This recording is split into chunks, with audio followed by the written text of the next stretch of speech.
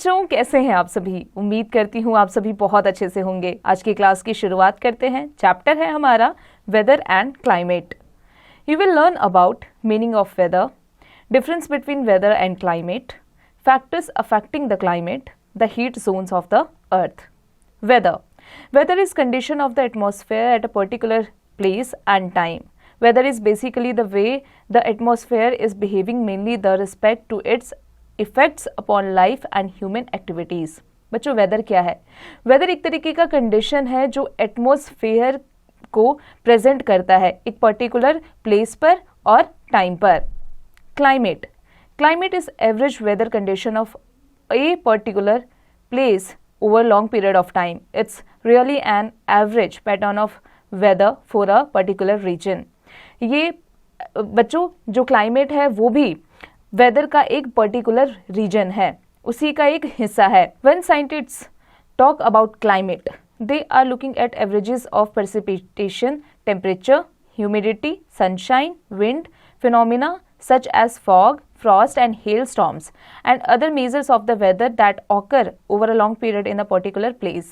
बच्चों, जब scientist climate की बात करते हैं तो उनका जो परसेप्शन होता है वो होता है टेम्परेचर, ह्यूमिडिटी, सनशाइन, विंड और फिनोमिना के बीच में, जहाँ पर फॉग और फ्रॉस्ट से, स्टॉर्म से वो ये मेजर करते हैं, पता लगाते हैं कि एटमॉस्फेयर जो क्लाइमेट है वो कैसा है। For example, after looking at rain gauge data, lake and reservoir levels and satellite data, scientists can tell if during a summer an area was drier than average. If it continues to be drier than normal over the course of many summers, then it would likely indicate a change in the climate.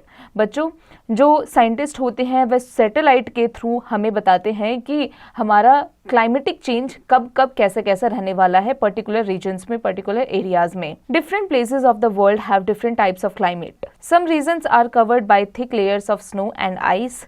Some regions in the world have very hot and wet climate. The world can be divided into several major climatic regions on the basis of the prevailing climatic regions. बच्चों, अलग अलग जगह पर अलग अलग तरीके का climate होता है, एटमॉस्फेयर होता है। किसी जगह पर ज़्यादा धूप होती है, किसी जगह पर ज़्यादा ठंड होती है, जहाँ पर स्नोफॉल भी अमूमन होता रहता है। Differences between weather and climate. चलिए अब हम वेदर और क्लाइमेट में क्या क्या डिफरेंस है जान लेते हैं। Weather, it is the daily condition of the atmosphere at a particular place and time. It may change many times during a day.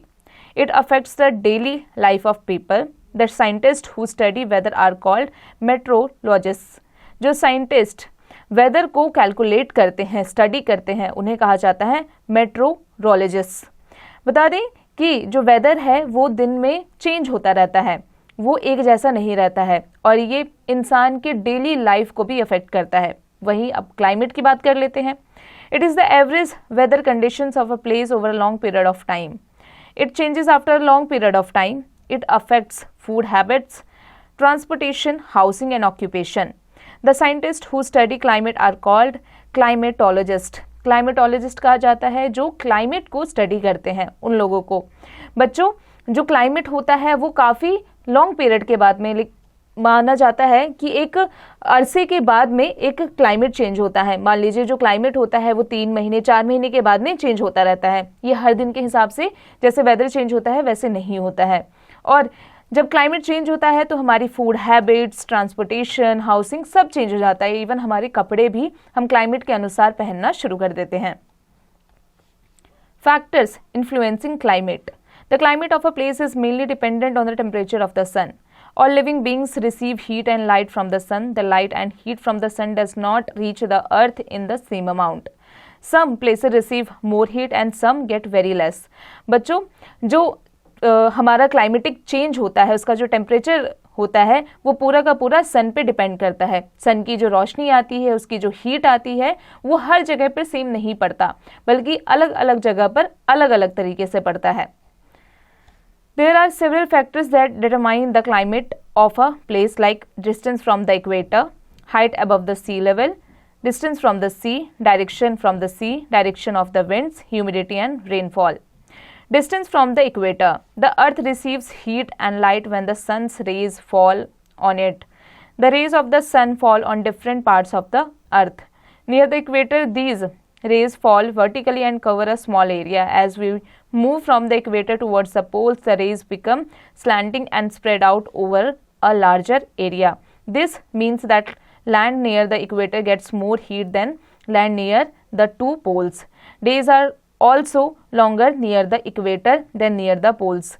बच्चों, जो हमारे दिन है वो तब लॉन्ग होने यानी बड़े होने स्टार्ट हो जाते हैं जब वो इक्वेटर के पास में पहुंचते हैं, और जब वो पोल्स के पास में पहुंचते हैं तो हमारे दिन छोटे होने शुरू हो जाते हैं. ये भी एक क्लाइमेट का ही हिस्सा है. The temperature of Shimla is lower than Ludhiana, although they are of same distance away from the equator.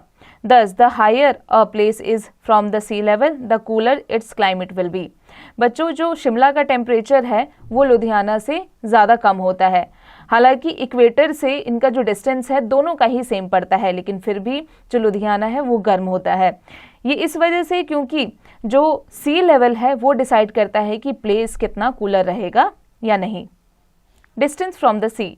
The climate of a place also depends on its distance from the sea. Let us compare the climate of Delhi and Mumbai. Delhi is located far away from the sea coast while Mumbai is near to the sea coast. Delhi is very hot in the summer season and very cold in the winter season. On the other hand, Mumbai is neither very hot in summer nor very cold in winter. बच्चों, अगर हम दिल्ली और मुंबई का comparison करें तो जो मुंबई है वो एक सी एरिया है, वहाँ पर समुद्र है.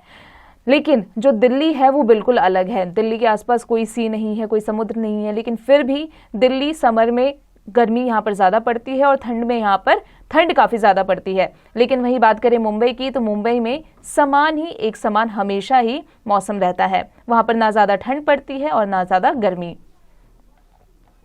Height above the sea level. Mountain regions are generally cooler than the plains. At very high mountains, there is always snowfall instead of rainfall. The peaks of the mountains are covered with snow and ice. This means that as we go higher and higher, the temperature decreases and air becomes thinner. The air with lower density absorbs less heat. So at higher altitudes, the temperature is lower in the plains at the same altitude. We know that areas far away from the equator have a lower temperature than those closer to it. Thus, Delhi should be cooler than Mumbai in the summer season because Delhi is far away from the equator and Mumbai is closer to the equator than Delhi. But this is not so. Why? This is because Mumbai is near the sea coast. The cool air comes from the sea coast towards the land and makes its climate moderate. That is why Delhi has an extreme climate while Mumbai has a moderate climate. Direction of the winds. The climate of a place is also affected by the direction of the winds. Winds blow in particular directions in different parts of the world. They may be hot, dry, rusty, cool, or full of moisture. As for example, the winds coming from the Indian Ocean and the Arabian Sea bring clouds with them and cause rainfall all over India. The hot winds coming from the Thar Desert make Delhi very hot during summer. In this way, the climate of a place is influenced by the winds. Humidity and rainfall. The amount of moisture or water vapor present in the air is called humidity. Humidity also affects the climate of a place. Near the equator, the water evaporates from the ocean by the sunlight and turns into vapor or steam.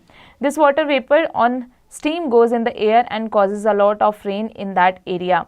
That is why the climate near the equator is hot and wet. The deserts have very little humidity, so there are very little rain throughout the year. बच्चों, जहाँ desert होता है वहाँ पर humidity जो है वो बहुत कम होती है, इसलिए वहाँ पर रेनफॉल बहुत कम होता है.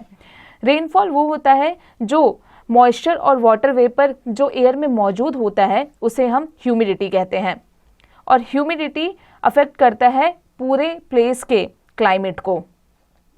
Climatic or heat zones. We can divide the earth into 3 climatic or heat zones on the basis of the difference in temperature and rainfall. Torrid zone. The torrid zone lies on both sides of the equator and extends between the Tropic of Cancer in the north and the Tropic of Capricorn in the south. It is also called the tropical zone. इसे tropical zone भी कहा जाता है. In this zone, the climate is hot and humid throughout the year because the sun's rays fall directly on this area.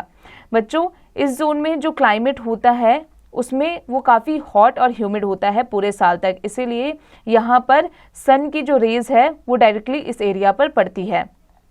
Temperature zone, the area lying between the torrid zone and the frigid zone in both the hemispheres is called the temperature zone. This area is neither very hot nor very cold as it is away from the equator. ये जो area है यानी कि जो the temperature zone जो है वो equator से काफ़ी दूर होती है, इसलिए ये एरिया ना तो काफ़ी कोल्ड होता है यहाँ पर और ना ही काफ़ी हॉट होता है यानी गर्म होता है।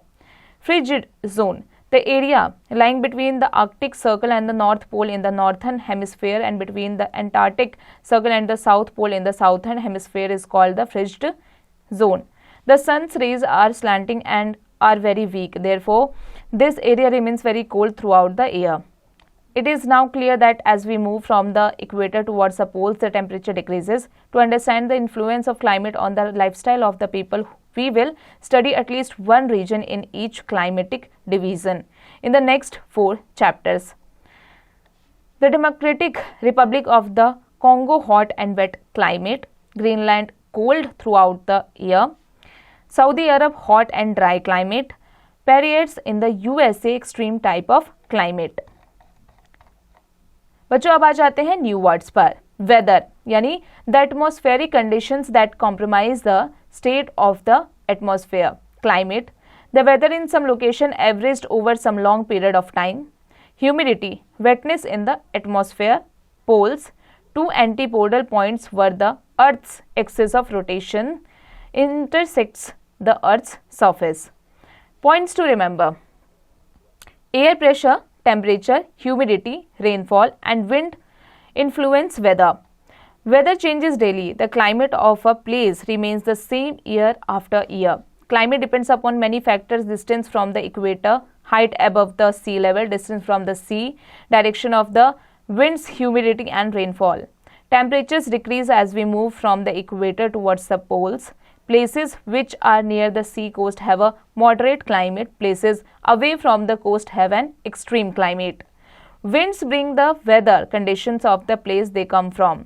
Winds ये डिसाइड करता है कि उस जगह का टेम्परेचर कैसा रहेगा। अगर विंड ठंडा है तो वो प्लेस ठंडा रहेगा, विंड अगर गर्म है यानी हवा अगर गर्म है तो वो पूरा प्लेस, उसका जो एटमॉस्फेयर है वो गर्म हो जाएगा। The earth is divided into 3 climatic और हीट जोन्स। जो अर्थ है वो 3 क्लाइमेटिक अर्थ जोन में डिवाइडेड है, हीट जोन में डिवाइडेड है। Torrid zone, hot and humid climate. Temperature zone, moderate climate and frigid zone, very cold climate. जो फ्रिज जोन है वो उसे वेरी कोल्ड क्लाइमेट कहा जाता है। बच्चों अब आ जाते हैं इसके एक्सरसाइज पर। बच्चों उम्मीद है आज की क्लास में जो भी पढ़ा हमने आपको अच्छे से समझ में आ गया होगा। अब आप इसके चैप्टर की, इसके एक्सरसाइज की प्रैक्टिस खुद से कीजिएगा।